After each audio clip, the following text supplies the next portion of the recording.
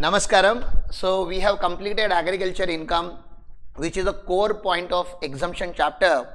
Now we will look to and few more sub clauses of agriculture, this exempt income, and we will discuss rule section 14A along with rule 8A. So that's something that we are going to discuss in this particular lecture. Small concept, not very big concept, but I wanted to take a quick revision of agriculture income before I go into the next point.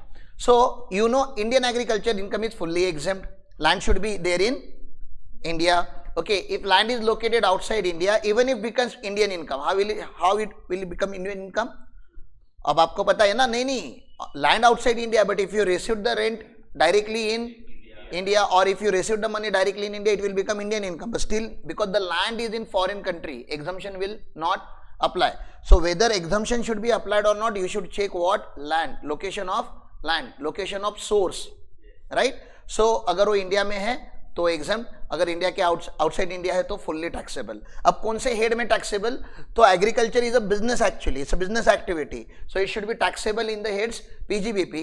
But if it is not your major income, it's just a minor nominal income, then you can tax it in income from other source as well. ठीक है ना, दोनों head में जाता है. For tea coffee rubber we have the composite income rule. What is the rule for tea coffee rubber? तो only growing of tea fully exam. Tea coffee rubber only growing fully exam. Manufacturing after growth is done by the cultivator, then fully taxable because it's a manufacturing activity. But you are the only growing, and then you are the only who is processing and making it as the final saleable product for the commercial market, then we call it composite income. And government has given relaxation here by introducing rule 7, 7A, 7B and rule 8. So out of this 7A, 7B and 8 is for tea, coffee, rubber. 7A is for rubber. What is the bifurcation? 65, 35. Okay, what is the bifurcation for coffee? Rule number 7B. What is the bifurcation? There are two situations. Okay, only grown and cured 75, 25. Grown, cured, roasted, grounded 60, 40. And for tea, rule number 8, 60, 40.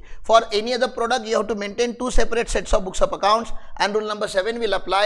The agriculture division will record the sale at fair market value, whereas the commercial division will record cost of raw material at fair market value. That's the only difference we have discussed. Then we have discussed definition of agriculture income, where I told you it's not only hardcore agriculture income, which is agriculture income, it also includes rent from agricultural land and farmhouse. Rent from agricultural land and farmhouse which is used for agriculture purpose. The most important thing is should be used for agriculture purpose. If you use for any other purpose, then it will be taxable. So that's what we have discussed. Then illustration of what is agriculture and what is not agriculture. And then lastly, we have discussed how to apply partial integration.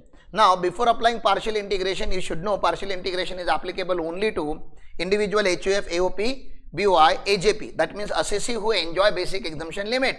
It's not this concept is not applicable to partnership firm, LLP, company. For them it is not applicable. For them, their agriculture income is fully exempt, normal income is fully taxable. There is no concept of basic exemption limit. That's the reason partial integration cannot be applied. Now, second condition is the other income, the taxable income should be more than your basic exemption limit. What do you mean by basic exemption limit? In old regime, up to 2.5 lakh, and in the new regime 3 lakh. So it should, your normal income, the taxable income should be more than 2 lakh, 2.5 lakh, 3 lakh as the case may be.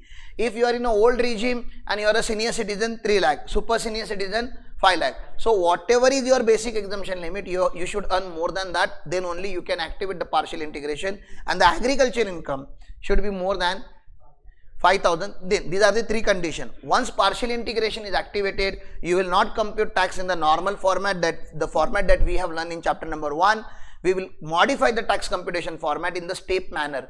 Step 1, we will compute tax on total income including agriculture income. We will not consider there is agriculture income. Step 2, tax on agriculture income plus basic exemption limit. Step 3, step 1 minus step 2. Then we will think about rebate, whether rebate is applicable or not. And when we think about rebate, we will apply rebate by looking at the normal income, not the agriculture income, because agriculture income is not a total income. Okay, and then we will add cess and final tax liability. So this step mechanism also you should remember and you should practice, is very important. So that's the first part of it. The second part of other exemption, there are so many exemption in income tax law, so many. Okay, some of the exemptions are there in default regime, some of the exemptions are there in new regime, and some of the exemptions are common in both the regime. Okay, so the first exemption I guess you will easily understand and correlate. Section 10(2), profit earned by the member from HUF. तो HUF से profit मिल रहा है, पहले HUF ने क्या किया होगा, tax भरा होगा. HUF ने PBT कमाया होगा, प्रॉफिट बिफोर टैक्स, उसके ऊपर HUF ने टैक्स भर दिया. फिर HUF का जो PAT आया, प्रॉफिट आफ्टर टैक्स, जो अकाउंट्स के बाद आता है. अकाउंट्स में PBT PAT नहीं होता, समझ में आ रहा है क्या? अकाउंट्स में प्रॉफिट होता है, फिर उसके ऊपर क्या भरा जाता है, टैक्स. अब टैक्स भरने के बाद जो हम मेंबर्स में डिवाइड करते हैं, it is already tax income, so members के हाथ में it should B exempt. Okay, same thing goes with partners. 10(2)(a), you can see 10(2)(a), profit of partnership firm. Okay, share of profit from partnership firm. Partnership firm has already paid tax. That profit it is dividing into partners. तो sir वो भी exempt हो जाएगा. ऐसा अलग अलग है. Then there is the Bhopal gas victim, you know, Bhopal gas disaster हुआ था, अभी मूवी भी आया था शायद उसके ऊपर. हाँ, भोपाल में gas factory, the one of the biggest man made disaster, ठीक है ना. तो वो केमिकल फैक्ट्री का ब्लास्ट होना है, वहाँ पे आज भी व्हाट यू से उसके सिम्टम आज भी है. ओके, वहाँ पे आज भी फिजिकली चैलेंज बर्थ होती है. तो उन लोगों को गवर्नमेंट ने क्या किया है, कुछ गवर्नमेंट ने फोर्स करके, वो जो कंपनी थी, इंटरनेशनल कोई कंपनी थी, उससे बहुत ज़्यादा अच्छा कॉम्पेंसेशन दिलाया था. The case was very long and they are still fighting for it, higher compensation. अब वो सब केस चालू है, ठीक है ना. और आप LLB में लॉ पढ़ोगे तो there is a concept of strict liability, ठीक है ना. स्ट्रिक्ट लाइबिलिटी मतलब कंपनी बोल रही थी हमारी कोई गलती नहीं है, एक्सीडेंट हुआ है, और गवर्नमेंट ने, सुप्रीम कोर्ट ने, हमारे सुप्रीम कोर्ट ने बोल दिया आपकी गलती नहीं है, फिर भी आप रिस्पॉन्सिबल हो, क्योंकि गलती की वजह से हुआ कि नहीं हुआ वो देखने की जरूरत नहीं है. डेथ हुई, डैमेज हुआ, किसकी वजह से हुआ, कंपनी की वजह से हुआ ना. ऑब्वियसली नेग्लिजेंस की वजह से ही हुआ रहेगा, नेग्लिजेंस प्रूव करने की कोई जरूरत नहीं है. तो डिजास्टर होता है, you are a corporate, you should be responsible. तो इसको बोला जाता है concept of strict liability, absolute liability. वो लॉ में है, वो जाने दो. लेकिन बहुत सारे विक्टिम्स को क्या मिला, पैसे मिले. तो क्या होता है, पैसे मिले तो इनकम हो गया ना उनके हाथ में, टैक्स लग सकता था ना, लेकिन हम बोलते नहीं टैक्स नहीं लगेगा, क्या करेंगे, एग्जम्पशन देंगे, क्योंकि एग्जम्पशन दिया. ओके, अब आप बोलोगे भोपाल गैस विक्टिम में ही सर ऐसे थोड़ी ना, क्या होगा, दुनिया में और भी तो डिजास्टर होते हैं. अभी केरला में लैंडस्लाइड हुआ, हाँ, फ्लड आते रहते हैं, and then government gives compensation, right. Government and then state government and then some agencies they give compensation to those people, support करने के लिए.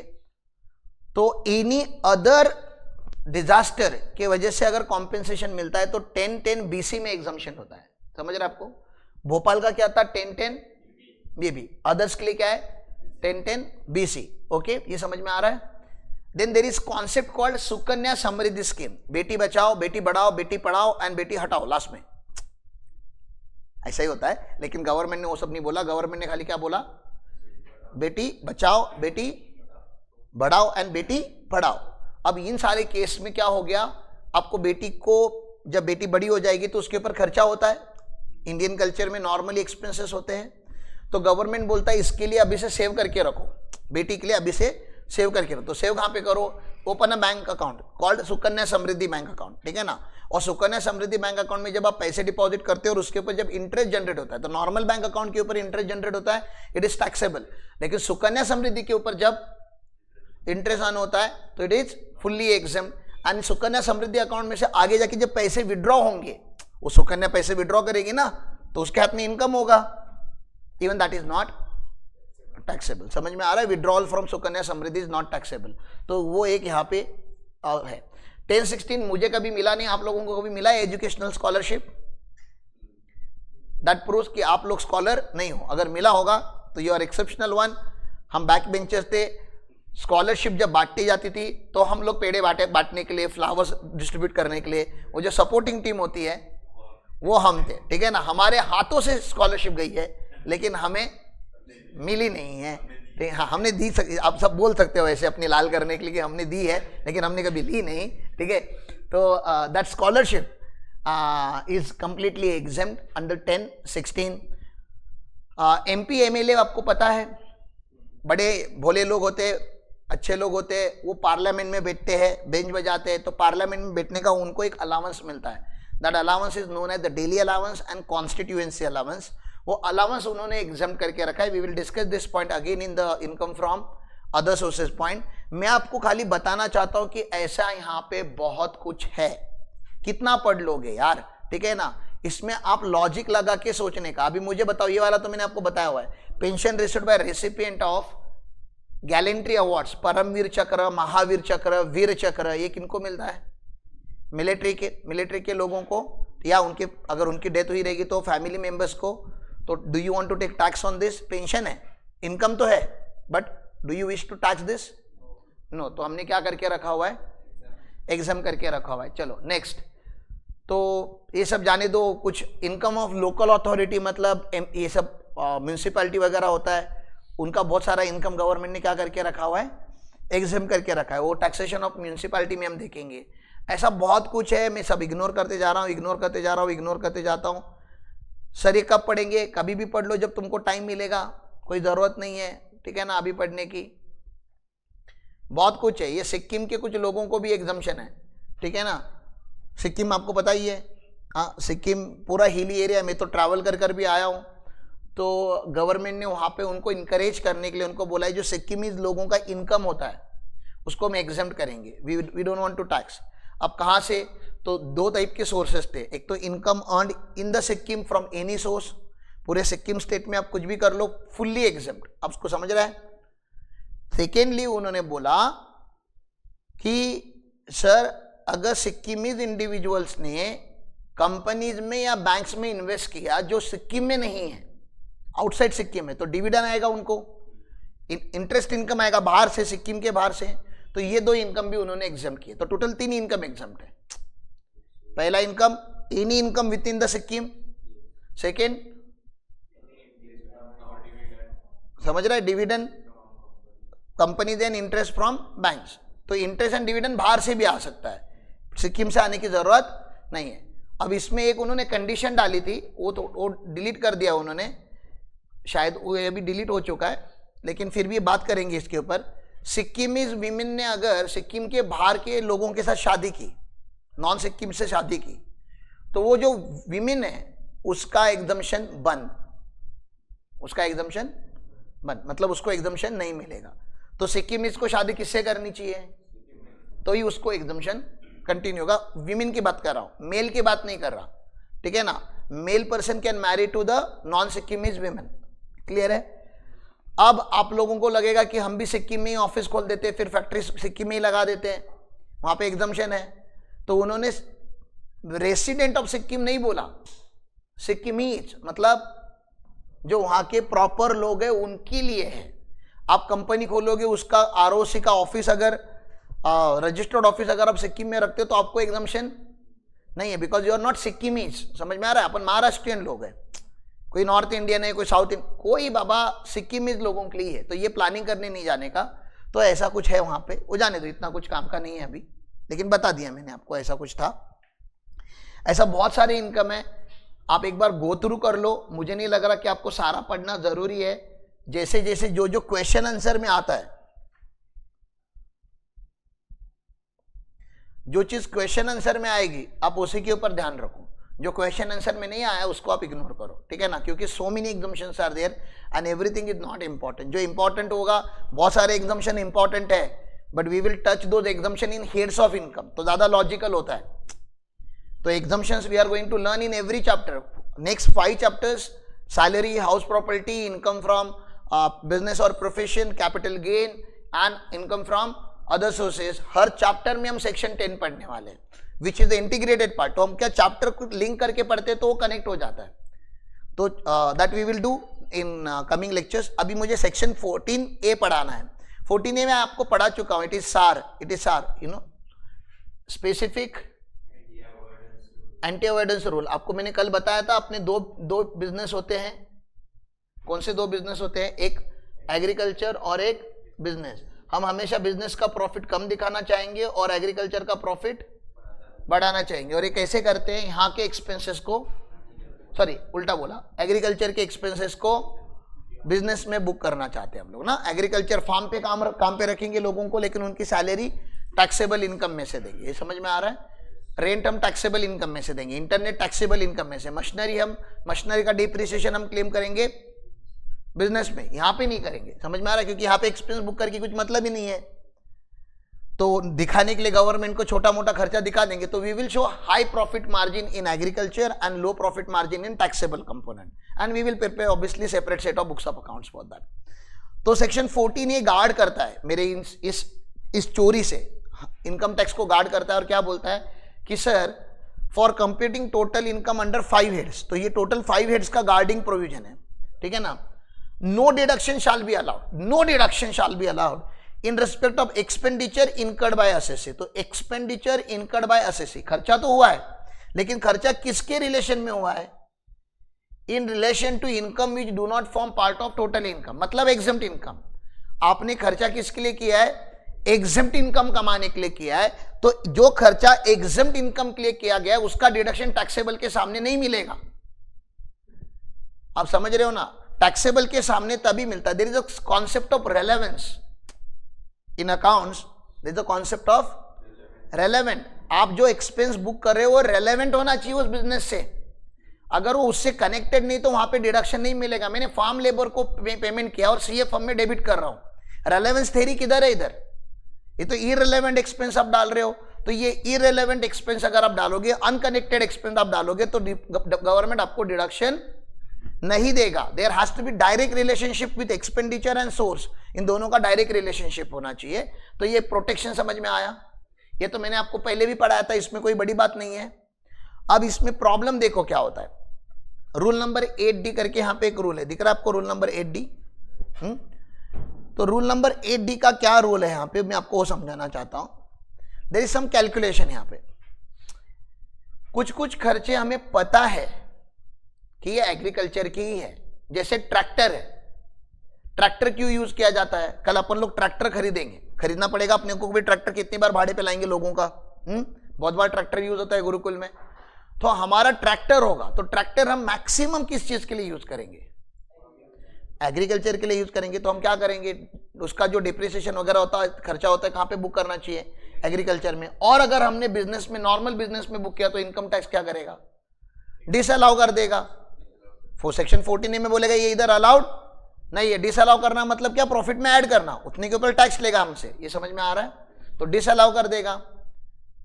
तो फार्म लेबर है, डिसअलाउ कर दिया। सीड मैंने परचेस किया, डिसअलाउ कर देगा। मैंने पेस्टिसाइड लिए, डिसअलाउ कर देगा। फ्यूमिगेट किया मेरे फार्म को, डिसअलाउ कर देगा। तो these are the direct expenses which are connected to farm. लेकिन मेरा ऑफिस कॉमन है, आप समझ रहे हो क्या? ऑफिस कॉमन है, फार्म का अलग से ऑफिस नहीं है। तो सर उसका डिसअलाउंस कैसे होगा फिर? वो तो हमें डायरेक्टली नहीं समझ रहा है कि फार्म के ऊपर आपने कितना खर्चा किया होगा। वो ऑफिस में से कितने आवर्स आपने एग्रीकल्चर इनकम के लिए यूज किए, ये पता ही नहीं हमें। या मैनेजिंग डायरेक्टर आपका कॉमन है, भारतम का और एलिट गुरुकुल का मैनेजिंग डायरेक्टर या डायरेक्टर कॉमन है, या टॉप मैनेजमेंट कॉमन है, चीफ ऑफिसर्स कॉमन है, वो दोनों के लिए काम करते हैं। तो उनके सैलरी का भी एक कंपोनेंट डिसअलाउ होना चाहिए इनडायरेक्टली। तो लेकिन डायरेक्टली पूरा तो डिसअलाउ नहीं होगा, because they are working on both. तो सर जब पता नहीं चलता कि कितना डिसअलाउ करना चाहिए, तो उन्होंने बोला 1% कर देना। किसका?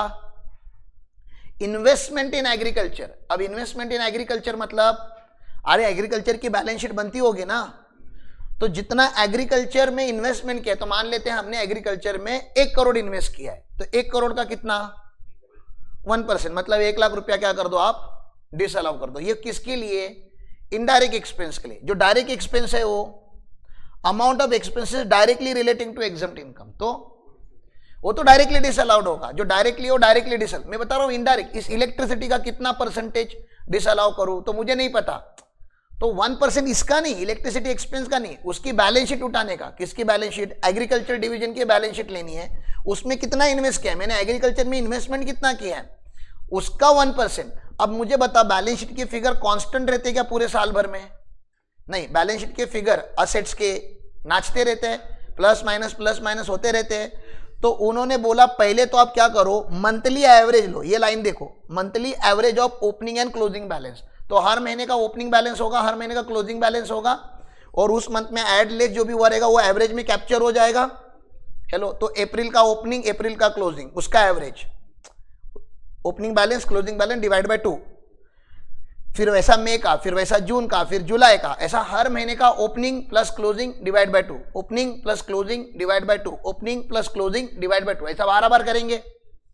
ऐसा जब 12 टाइम हो जाएगा, उस एवरेज की टोटल, ये देखो ना, annual average of monthly average, समझ में आ रहा है क्या? उस एवरेज की टोटल, तो हमने क्या करना है, ओपनिंग और क्लोजिंग का टोटल लेना है, एवरेज ले लिया यार हमने, और कुछ नहीं, ठीक है ना? तो वो ऑन एन एवरेज आ जाएगा ना, 12 महीने का आप एवरेज निकाल लो। अभी एवरेज का एवरेज, यहाँ पे 2 एवरेज हो रहा है, समझ में आ रहा है? तो opening plus closing divide by 2, opening plus closing divide by 2, opening plus closing divide by 2, ऐसा पूरे साल भर का करने का, फिर डिवाइड तो उसका टोटल करने का, उसका 12 से डिवाइड करने का, तो एवरेज इन्वेस्टमेंट आएगा। क्या आएगा? ऑन एन एवरेज आपका इन्वेस्टमेंट कितना था वो आएगा। अगर ये ओपनिंग और क्लोजिंग वाला लैंग्वेज नहीं डालते, मैं आपको पूछता मेरा एवरेज इन्वेस्टमेंट निकालो एग्रीकल्चर में, तो आप क्या करते हैं, पूरे साल का ओपनिंग और पूरे साल का क्लोजिंग डिवाइड बाय 2 करते, तो आपको मुझे क्या मिलता, average investment in the agriculture. समझ में आ रहा है? एवरेज इन्वेस्टमेंट इन एग्रीकल्चर आता, तो यहाँ पे भी उन्होंने एवरेज इन्वेस्टमेंट निकालने बोला, उसका 1%। इसके ऊपर कोई क्वेश्चन वगैरह है नहीं किधर, बस बता दिया आपको कि ऐसा कुछ होता है, हिंट दे दिया। गलती से अगर क्रॉस किधर आया, बहुत रेयर है, आया तो हमको पता होना चाहिए कि ऐसा कुछ होता है। जब क्वेश्चन आएगा तो क्वेश्चन के थ्रू हम लोग लर्न करेंगे, विदाउट क्वेश्चन ये सब बड़बड़ करके कुछ फायदा तो है नहीं। लेकिन मुझे नॉर्मल रूल बताना था आपको। रूल क्या है समझ में आ रहा है? रूल नंबर 14 ये क्या बोलता है कि आप कोई भी खर्चा जो एग्जम्प्ट इनकम अर्न करने के लिए करोगे वो क्या हो जाएगा, कंप्लीटली डिसअलाउ होगा, ठीक है। और जो अदर एक्सपेंसेस होते हैं उसको डिसअलाउ करने के लिए कुछ 1% ऑफ एवरेज इन्वेस्टमेंट उन्होंने यूज किया है, ऐसे आप याद रखो। ओके, तो दिस इज द रूल। उसके कुछ अच्छा टोटल ये जो डिसअलाउंस निकला है वो एक्चुअल एक्सपेंडिचर से ना हो। पता चला तुमने एवरेज आउट कर दिया और जो रियल खर्चा उससे ज्यादा निकल गया, ठीक है ना, तो वैसा नहीं होना चाहिए। एक्चुअल एक्सपेंडिचर से ज्यादा आप डिसअलाउ नहीं कर सकते, उतना तो कॉमन सेंस आप लोगों के पास है। तो जाने दो, चलो। तो this is the section 14A and basic revision of agriculture income and other exempt income. As I said, we are not going to cover every exemption in this particular lecture. Whenever exemptions will cross with our 5 heads of income, हम exempt chapter को वहाँ पे पढ़ेंगे. In the next series, we will learn about section 10AA.